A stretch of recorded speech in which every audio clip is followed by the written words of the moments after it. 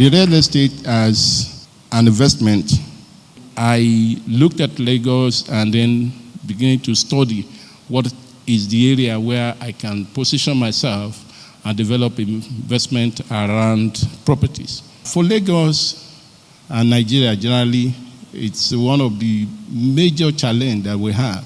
No documentation. You cannot even verify the owner of the business. And then even when you go to the law court now, the processes are being thrown away.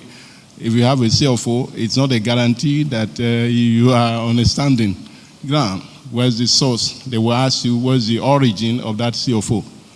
And then you find that you are in trouble. I don't know why we just forget about this thing. We know who owns land in where I come from. We know the history. But that is not translated in documenting ownership when you want to come to the urban centers. So I took advantage of the knowledge I have from the village. I apply it to Lagos. So when I want to buy, I go to the original set. People understand the history, and I deal with them at that grassroots.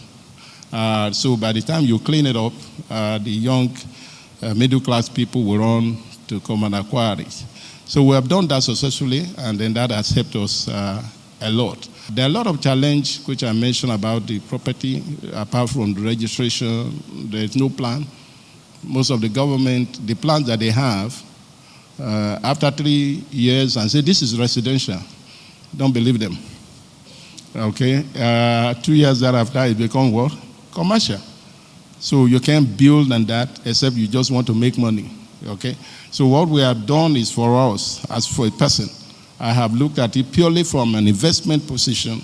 I evaluate it. I'm a stockbroker. I can evaluate the risk attached to it. How can I mitigate that risk? By due diligence studying to do. Once you do that, you make success out of it. If you look at Lagos today and where do I have to put my money? I've just mentioned Ibejuleki, and I tell you the reason why you need to do that. If you don't, that is the new Lagos. That's the new transformation of Lagos. If you look at the positioning, you know that is the area where you're not there, you are not in property. You're not smart to look at it. If you look at it, you have the Dangote refineries, you have the free trade zone, you have the deep sea, you have the Lagos Calabar, you have those axes in that stress. And you found that is the area when you sit down and you want to make your business investment choice, just go to there and do your due diligence and understand the environment you live and know your customers, who are the middle class people. They've thrown together. They're afraid to die. They can take a risk of borrowing money. Once you get them, one will pull another.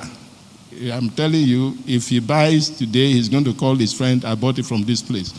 And then the other people will join. They go to the bank, take money. I don't go to the bank to borrow money, but they will borrow for me and then give me the money to develop the place. So those are the strategies that I've used, and then it has paid off. Thank you very much.